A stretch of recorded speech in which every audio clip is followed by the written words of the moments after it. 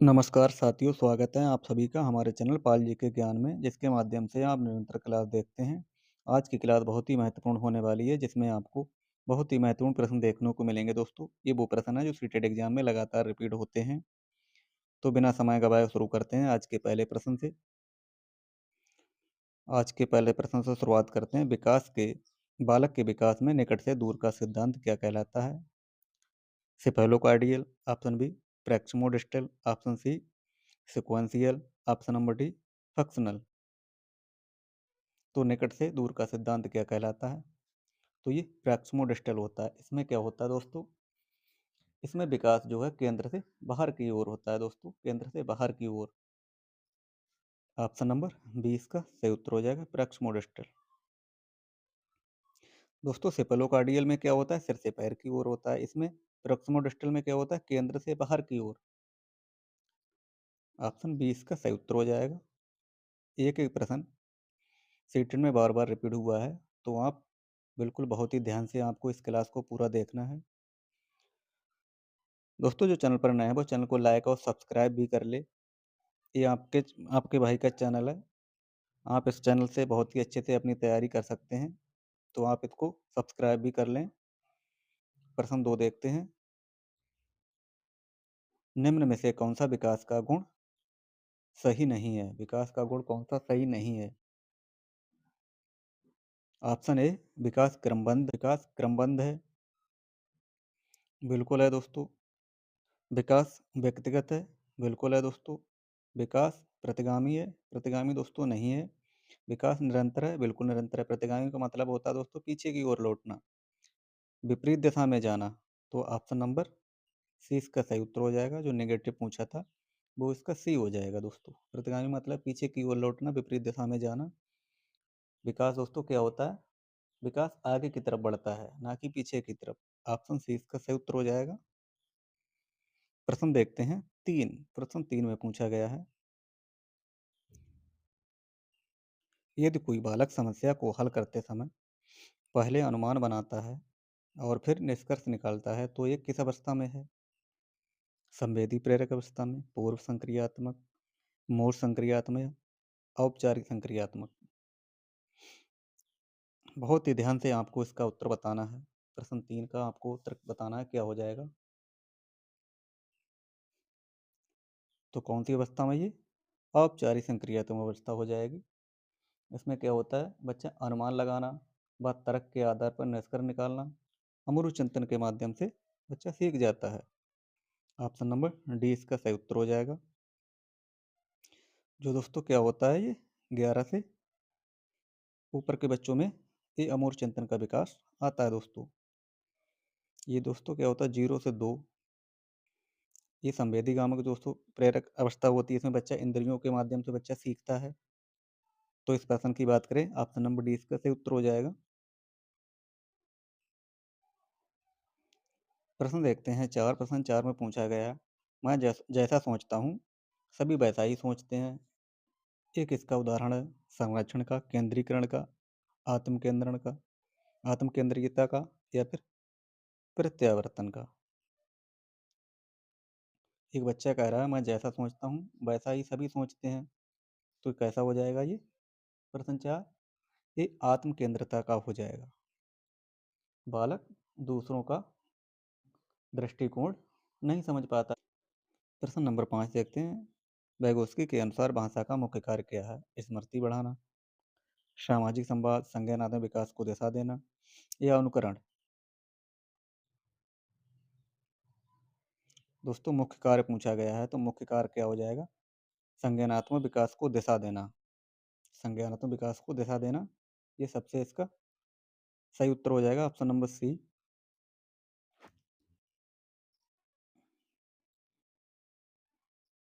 प्रश्न नंबर 6 में पूछा गया है, यदि छात्र अपने स्तर की वैधता पर स्वयं प्रश्न उठाता है, तो ये क्या दर्शाता है? स्मृति, आलोचनात्मक चिंतन, अनुकरण, या दंड। यदि छात्र अपने उत्तर की वैधता पर स्वयं प्रश्न उठाता है, तो ये क्या दर्शाता है? प्रश्न 6।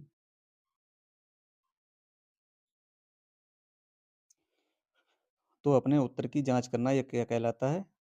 आलोचनात्मक थिंकिंग। आलोचनात्मक चिंतन इसका सही उत्तर हो जाएगा। क्रिटिकल थिंकिंग इसका सही उत्तर हो जाएगा, ऑप्शन नंबर बी। प्रश्न देखते हैं, 7 में पूछा गया है, नैतिकता का वह स्तर जहाँ नियम दंड से बचने के लिए माने जाते हैं। नैतिकता का वह स्तर जहाँ नियम दंड से बचने के लिए माने जाते हैं, क्या? उत्तर परंपरागत, परंपरागत, पूर्व परंपरागत या सामाजिक अनुबंधन। प्रश्न 7 का उत्तर बताना है।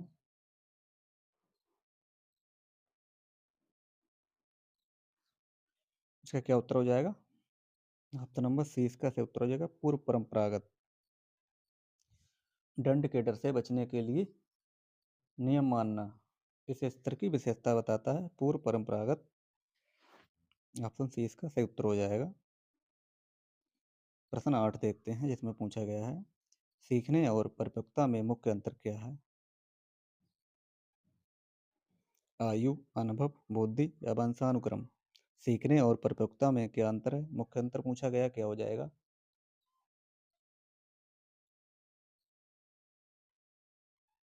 तो सीखना क्या, सीखना दोस्तों अनुभव के माध्यम से होता है।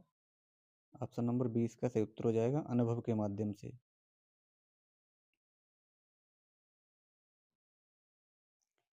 प्रश्न देखते हैं 9, प्रश्न 9 में पूछा गया है,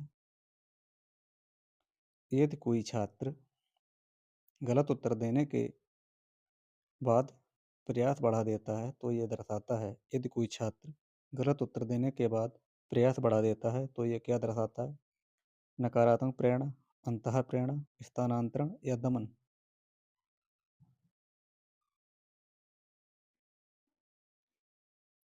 अंतः प्रेरणा, अंतः प्रेरणा इसका सही उत्तर हो जाएगा। स्वयं बेहतर करने की इच्छा अंतः प्रेरणा के अंतर्गत आती है, ऑप्शन नंबर 20 का सही उत्तर हो जाएगा।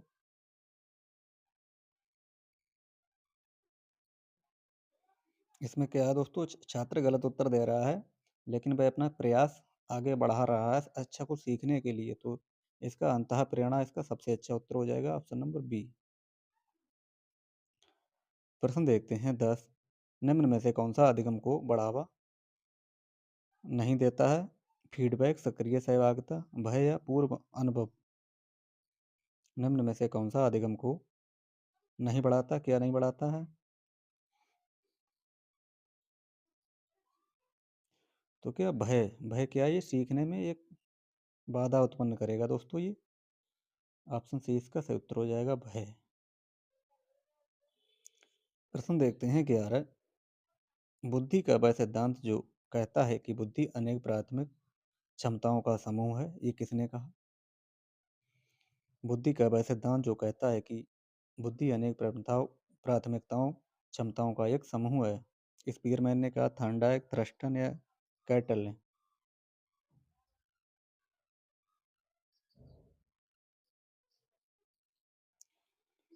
तो किसने बताई है? थ्रस्टन ने बताई थी, ऑप्शन नंबर सी इसका सही उत्तर हो जाएगा, थ्रस्टन ने। ऑप्शन सी इसका सही उत्तर हो जाएगा। प्रश्न देखते हैं 12, जिसमें पूछा गया है, भावनात्मक बुद्धि का प्रथम घटक कौन सा हो जाएगा? सहानुभूति, आत्म जागरूकता, सामाजिक कौशल या आत्म प्रेरणा। प्रश्न 12 है, तो आत्म जागरूकता इसका सही उत्तर हो जाएगा, अपनी भावनाओं को पहचानना। ऑप्शन नंबर बी इसका सही उत्तर हो जाएगा, ये प्रथम घटक हो जाएगा, आत्म जागरूकता, अपनी भावनाओं को पहचानना, ये प्रथम चरण के अंतर्गत आएगा। प्रश्न देखते हैं 13, निम्न में से कौन सा सीखने का अवरोध है? प्रेरणा, रुचि, चिंता, अभ्यास।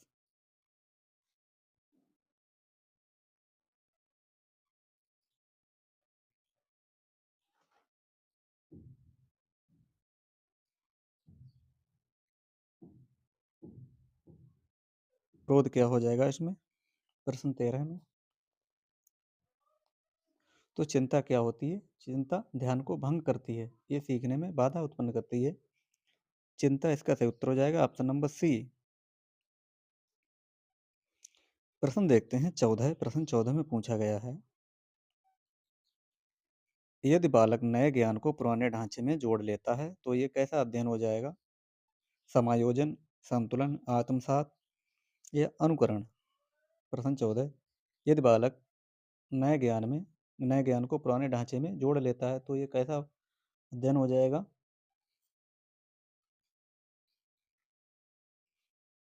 तो ये आत्मसात, एसिमिलेशन इसका सही उत्तर हो जाएगा। ऑप्शन नंबर सी, एसिमिलेशन इसका सही उत्तर हो जाएगा।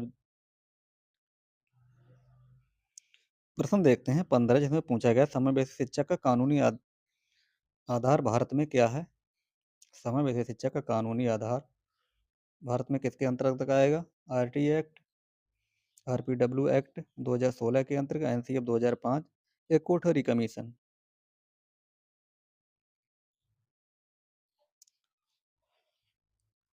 तो किसके अंतर्गत आएगा जी?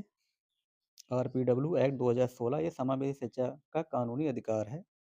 ऑप्शन नंबर बी इसका सही उत्तर हो जाएगा। एक प्रश्न बहुत ही कीमती प्रश्न है, बिल्कुल समय बिना गवाए एक ही प्रश्न को बहुत ही ध्यान से देखें। श्रवण बाधित बालक के लिए सर्वाधिक उपयोगी क्या हो जाएगा? ब्रेल लिपि, संकेत भाषा, आइडियो या व्याख्यान? जिस बालक को सुनने में दिक्कत है उसे कौन सी लिपि सबसे अच्छी हो जाएगी? किस तरीके से उसको उपयोगी होगा? ब्रेल लिपि के माध्यम से, संकेत देकर, आइडियो से या व्याख्यान के द्वारा? संकेतों के द्वारा इसका सही उत्तर हो जाएगा। संकेतों के द्वारा, जो बच्चा सही से सुन नहीं पाता है तो संकेतों के माध्यम से वो समझ जाएगा दोस्तों। ऑप्शन नंबर 20 का सही उत्तर हो जाएगा।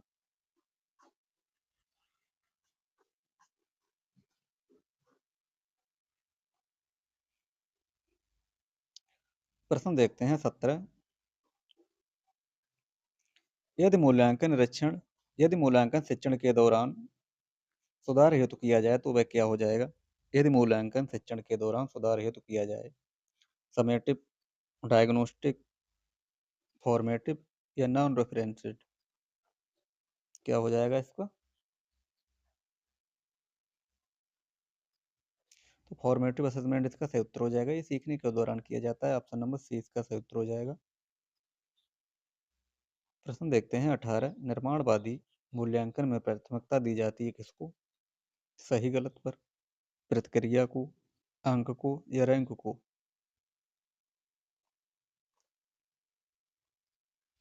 तो किसको? प्रक्रिया को। किसको? प्रक्रिया को। इसमें क्या होता है, निर्माणवाद में सीखने की प्रक्रिया अधिक महत्वपूर्ण मानी जाती है। ऑप्शन नंबर 20 का सही उत्तर हो जाएगा। प्रश्न देखते हैं 19, निम्न में से कौन सा धीमे सीखने वाले बालक की विशेषता है? कम बुद्धि वाला, कम ध्यान अवधि वाला, स्थायी असफलता वाला या सीखने की अक्षमता वाला बच्चा?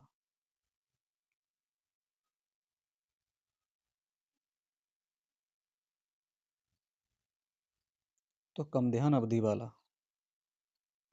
कम ध्यान अवधि वाला इसका सही उत्तर हो जाएगा। Option B. प्रश्न देखते हैं 20, यदि छात्र समूह में सीखते हैं और एक दूसरे से सीखते हैं तो ये कैसा अधिगम हो जाएगा? सहकारी, रटंत, अनुबंधन, व्यक्तिगत अधिगम? प्रश्न 20, तो सहकारी अधिगम हो जाएगा। इसमें समूह में एक दूसरे के साथ बच्चा सीखता है। सहकारी अधिगम इसका सही उत्तर हो जाएगा। Option number A.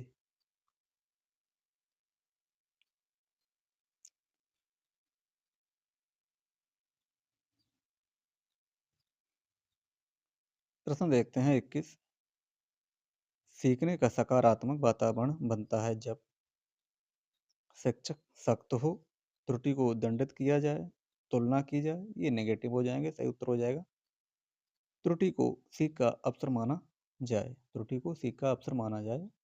Option C इसका सही उत्तर हो जाएगा। प्रश्न 22 देखते हैं, किस प्रकार की स्मृति दीर्घकालिक होती है?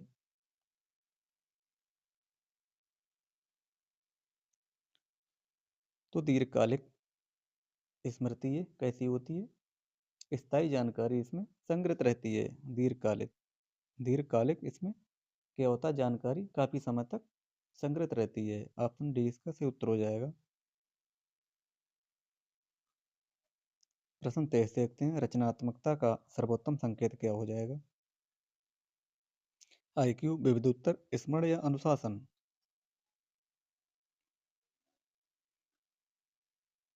तो क्या हो जाए? विविध उत्तर।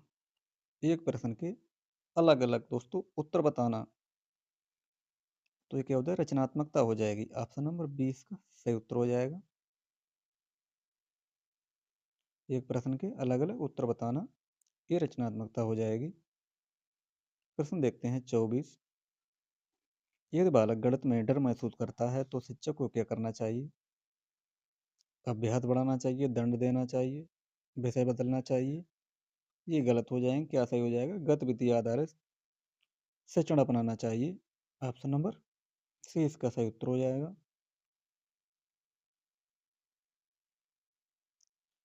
प्रश्न देखते हैं 25। सीखने में त्रुटियों की भूमिका कैसी होती है? नकारात्मक, निरर्थक, सुधारात्मक या कोई नहीं? तो गलतियां सीखने में मदद करती हैं दोस्तों। ये कैसी होती हैं? सुधारात्मक। ऑप्शन सी इसका सही उत्तर हो जाएगा। सुधारात्मक इसका सही उत्तर हो जाएगा। प्रश्न 26 देखते हैं, नॉर्म रेफरेंस परीक्षण का उद्देश्य क्या होता है? प्रगति देना, तुलना करना, सुधार करना, निदान करना?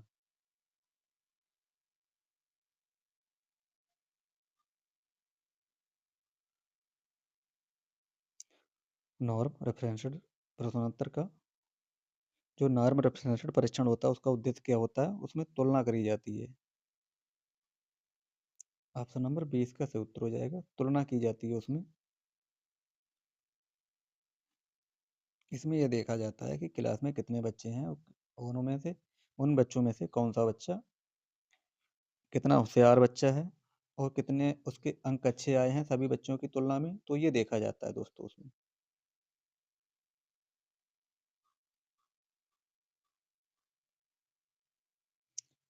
प्रश्न नंबर 27 देखते हैं, जिसमें पूछा गया है,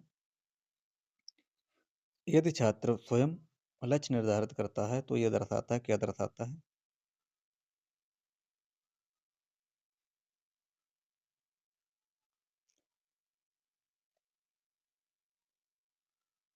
प्रश्न नंबर 26 देखते हैं, नॉर्म रेफरेंस्ड परीक्षण का उद्देश्य क्या हो जाएगा? प्रगति देखना, तुलना करना, सुधार करना या निदान करना?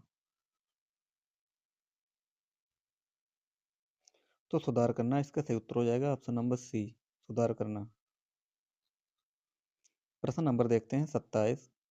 यदि छात्र स्वयं लक्ष्य निर्धारित करता है तो यह दर्शाता है, क्या दर्शाता है? बाह्य नियंत्रण, आत्मनियमन, दमन या अनुकरण? प्रश्न 27। तो आत्मनियमन, इसमें क्या था? लक्ष्य को स्वयं तय करना। ऑप्शन 20 का सही उत्तर हो जाएगा। आत्मनियमन इसका सही उत्तर हो जाएगा। प्रश्न 28। अधिगम का सबसे स्थायी रूप क्या होता है? श्रवण, दृश्य, करके सीखना या फिर रटना? प्रश्न 28। तो करके सीखना इसका सही उत्तर हो जाएगा। अनुभव आधारित सीख इसमें स्थायी होती है। ऑप्शन सी इसका सही उत्तर हो जाएगा। प्रश्न 29 देखते हैं, विद्यालय में मानसिक स्वास्थ्य को बढ़ावा मिलता है किस पर? प्रतिस्पर्धा से? गलत। भय से? गलत। कठोर अनुशासन से? ये भी गलत। कैसे मिलती है दोस्तों सहायता ये? सहायक वातावरण के माध्यम से विद्यालय में मानसिक स्वास्थ्य को बढ़ावा मिलता है। ऑप्शन सी इसका सही उत्तर हो जाएगा। प्रश्न देखते हैं 30। सीटेट में सीडीपी का उद्देश्य ये जांचना है कि शिक्षक कितना याद करता है, कितना लिख सकता है, कैसे पढ़ाता है? दोस्तों ये नेगेटिव बालक को कैसे समझाता है, ये सबसे महत्वपूर्ण होता है। बालक को कैसे समझाता है, इसका सही उत्तर हो जाएगा ऑप्शन सी।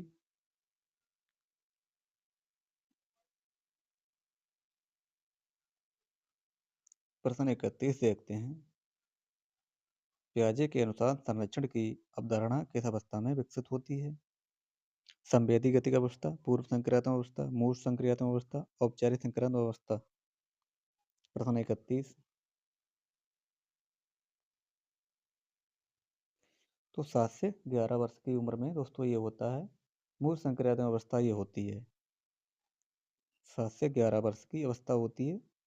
ऑप्शन सी इसका सही उत्तर हो जाएगा, मूल संक्रियात्मक अवस्था।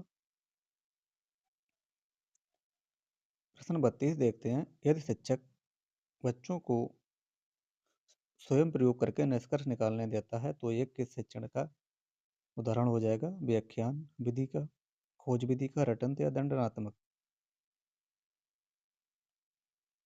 तो स्वयं करके देखना, स्वयं करके सीखना ये खोज विधि के अंतर्गत आएगा। ऑप्शन बी इसका सही उत्तर हो जाएगा।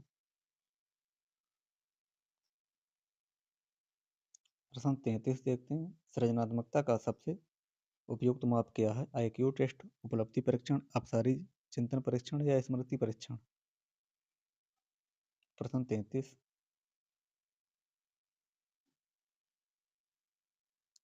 तो क्या होता है? डाइवर्जेंट थिंकिंग के माध्यम से अपसारी चिंतन से सृजनात्मकता ये अपसारी चिंतन से सबसे उपयुक्त माप हो जाएगी अपसारी चिंतन परीक्षण। ऑप्शन सी इसका सही उत्तर हो जाएगा, जैसे डाइवर्जेंट थिंकिंग कहते हैं। प्रश्न 34 देखते हैं, अधिगम में प्रबलन रेनफोर्समेंट का तात्पर्य क्या हो जाएगा? व्यवहार को कमजोर करना, व्यवहार को स्थायी बनाना, दंडित करना, अनदेखा करना या नेगेटिव? सही उत्तर हो जाएगा इसका व्यवहार को स्थायी बनाना। ऑप्शन बी इसका सही उत्तर हो जाएगा।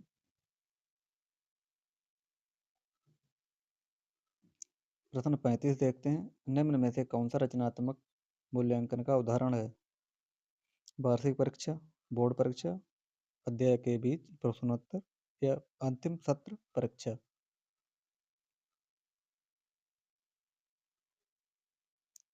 प्रश्न 35।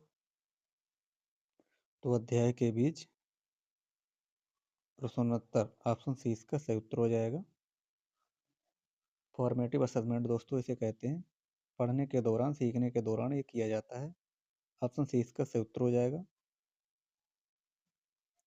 प्रश्न 36 देखते हैं, अधिगम में तैयारी का नियम किस सिद्धांत से संबंधित है? पियाजे, थॉर्नडाइक, कोलबर्ग या गार्डनर?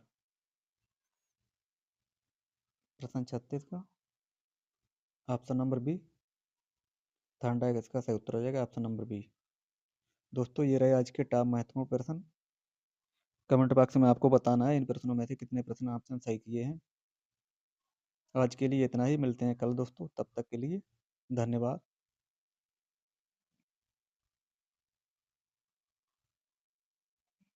आ रहे।